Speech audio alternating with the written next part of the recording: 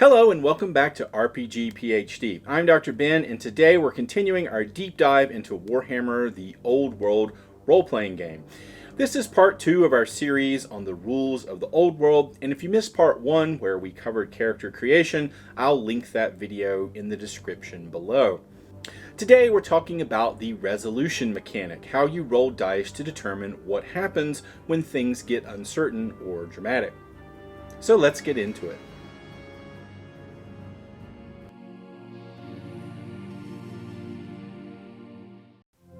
Most of the time in Warhammer the Old World, you just describe your character's actions and the Game Master narrates what happens.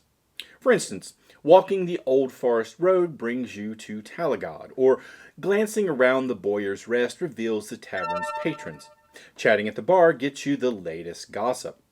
In moments like these, routine actions with no tension or risk, no dice are rolled. But when the outcome is uncertain and significant, that's when it's time to pick up your dice and make a test. The dice pool system in Warhammer the Old World roleplay marks a significant departure from the percentile-based mechanics of Warhammer Fantasy Roleplay 4th edition.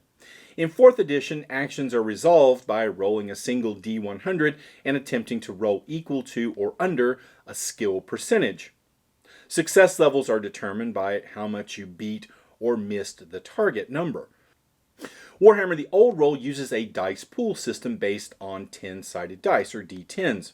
When you take an action with real consequences, you roll a number of dice equal to your relevant characteristic, like weapon skill, initiative, or agility. Each die is then compared to the rating of the relevant skill. If the die is equal to or less than the skill, it's a success. Most basic tests need just one success. More difficult or opposed actions might require multiple. The more skilled or capable your character, the more dice you roll, giving you better odds and the potential for greater impact.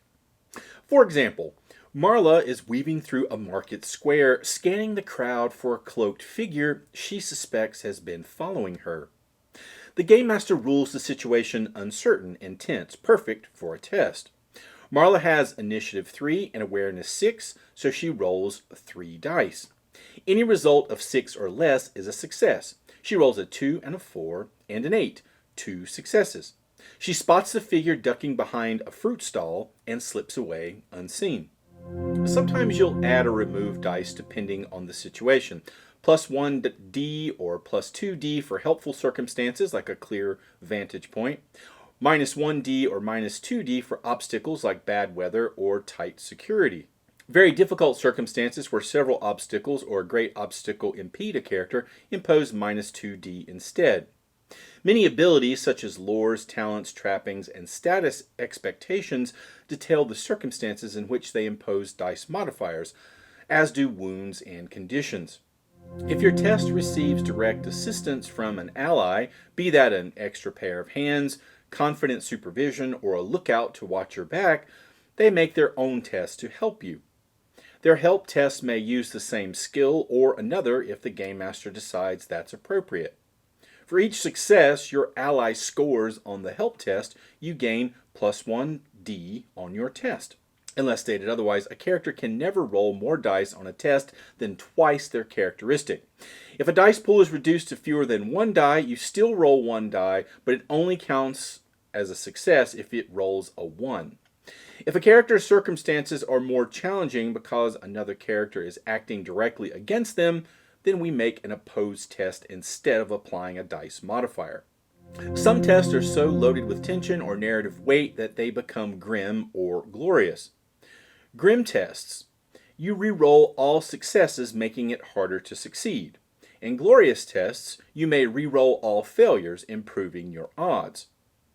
If a test is both grim and glorious, they cancel each other out. These are rare, but they reflect moments of divine intervention, great misfortune, or dramatic turning points. So let's take a look at one of those moments. Brother Calder, a Talite priest, stands wounded at the edge of a sacred grove. A Chaos Beastman approaches. Calder grips his axe and charges to protect the grove. The Game Master declares the test glorious. Calder rolls 3 dice. He needs 5 or less for each success.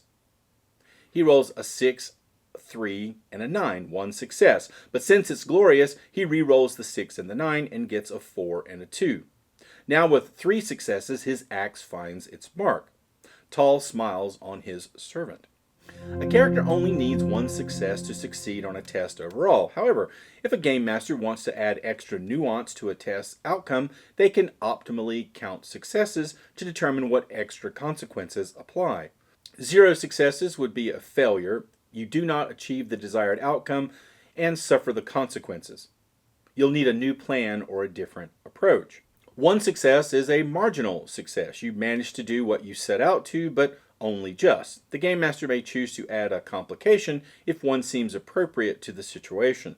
2 successes. You do exactly what you set out to do. 3+ would be a total success. Not only have you succeeded, but you've done so with exceptional skill, finesse, or perhaps just excellent luck. You may suggest to the game master an additional positive effect from your total success. These outcomes usually only apply to basic tests. They aren't used on tests where the number of successes rolled are important in some other way, such as help tests, attack tests, or exacting tests. Complications, as mentioned before, temper a character's success, but do not negate it entirely. Here are some complications. Expenditure. You have to spend money, use up resources, expose an ally, or waste precious time to succeed. If the price is too high, you can choose to fail instead. Obfuscation. You only get part of what you wanted, or get an incomplete view of the situation. Embarrassment. You appear flustered, unskilled, obnoxious, or desperate in front of someone you hope to impress. Total success should still be within the bounds of what seems reasonable. Total successes can unlock perks like efficiency. You complete the test faster, more discreetly, or with fewer resources. Information. You learn more about your surroundings or another character in your vicinity. Impressiveness. You delight, intrigue, or intimidate someone who witnesses your success. Also, within the ability section of the rulebook, all of the skills have suggested complications and extra effects. For example, the stealth skill lists the following complications. Leave behind something incriminating to be discovered later. Trap yourself somewhere you can't leave without exposing yourself. Take a long time to get where you're going. And for suggested extra effects, it suggests slip an extra weapon past the guards, knock out and tie up a guard rather than just slipping past them, get where you're going very quickly. When 2 characters clash socially, physically, or mentally, they make an opposed test. Both roll, and the one with more successes wins. If they tie, ties are broken by whoever initiated the opposed test, whoever is attempting to change the current state of affairs, or whoever has the highest skill rating.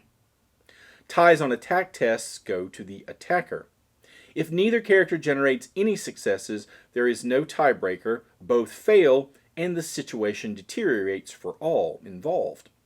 To determine extra consequences of an opposed test, count how many more successes the winner scored than their opponent and consult the test outcome table. Winning on a tiebreaker is a marginal success. Extra consequences do not apply on attack tests or tests to oppose an attack. Here's an example. Seretta and Dern duel in a rainy alley. Cetera attacks Dern. Cetera has weapon skill 4 and melee 4. Dern attempts to defend himself and has weapon skill 3 and defense 5. Both roll and get 2 successes. But Seretta is the attacker, so her blade lands first. It's a glancing hit, enough to stagger Dern, but not enough to end the fight. So here's some opposed test skill examples.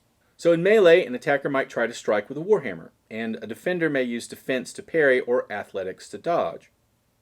Brawn to grapple with an enemy, endurance to break your enemy's hold. Stealth to sneak into a state troop barracks, and awareness to remain vigilant for intruders. Awareness to search for an infiltrator, and stealth to hide until the search is called off. Athletics to pursue a street thief on foot, and athletics to escape the town watch on foot. Charm to barter for a cheaper bed at the end, and willpower to refuse. Smooth-talking characters. Leadership to kickstart a prisoner revolt, and leadership to bully the prisoners back in line. Not every test targeting another creature is necessarily opposed. If a character tries to charm an incidental halfling bartender, the game master may choose to just resolve it as a basic test instead. Opposed tests are best saved for NPCs who are particularly formidable or have their own conflicting agenda. Some tasks are especially costly in time, resources, or mental commitment. Trekking across the barren hills, forging a sword, or casting a spell. These exacting tests require several successes to complete. You can make several basic tests as part of an exacting test, or even collaborate with other characters making their own tests, with the successes on all tests contributing to the running total. However, contributing to an exacting test always takes its toll, with a price attached to every test the character makes. Some suitable prices might include time. Each test uses up a combat turn, costs an endeavor, diverts attention from other opportunities, or gives your enemy an opportunity to make their move.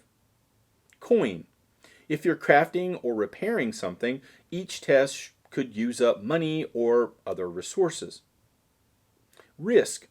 Each test exposes you to more danger from magical backlash, natural hazards, or enemy action. Favor. Each test uses up a favor to an NPC or places you in another NPC's debt. In high-pressure situations, such as a battle, time spent on the test is costly enough. If time is not especially pressing, Game Master should demand a different price, or just resolve the situation as a basic test if no other cost seems relevant. If your contribution to an exacting test is opposed, reduce the number of successes you generate by your opponent's number of successes. If you succeed with a tiebreaker, add one success to the running total. If you fail, do not reduce the number of successes in the running total. You simply make no progress. The Game Master will let you know how many total successes are required to complete an exacting test. 4 successes require commitment from all but the most proficient characters. 8 successes is a costly trial for any character, and truly onerous undertakings might require 12 successes or more. Fate is a special ability unique to player characters in Warhammer the Old World, representing divine favor, heroic will, or sheer luck.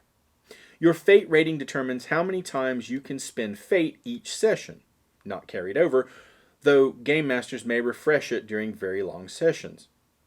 You can spend fate in 3 ways. First, by making a test glorious. After rolling, but before results are narrated, spend fate to re-roll any failures. Glorious and grim, of course, cancel each other out.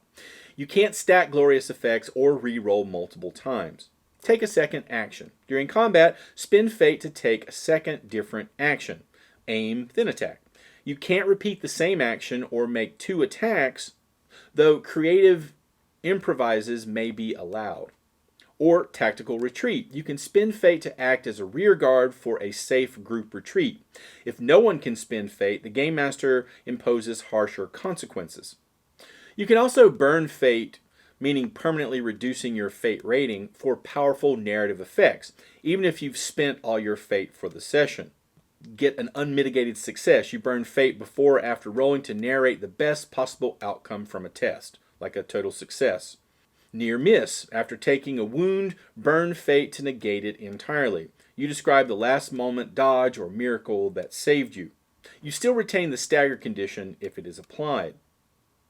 Or a last stand. If wounded, burn fate to perform a legendary act without rolling at the cost of your life.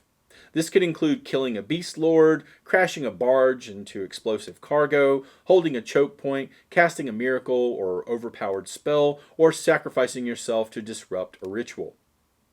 The Game Master may adjust the outcome, but should generally honor the cinematic moment. So that's a wrap on resolution mechanics in Warhammer the Old World roleplay.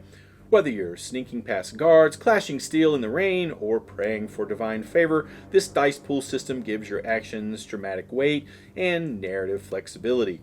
If you found this breakdown helpful, be sure to like, subscribe, and click that bell so you don't miss Part 3, where we'll be diving into combat and damage in the Old World. And again, if you haven't seen the video on character creation, you can check that out for a full walkthrough of building your first hero. And as always, thanks for watching. See you next time.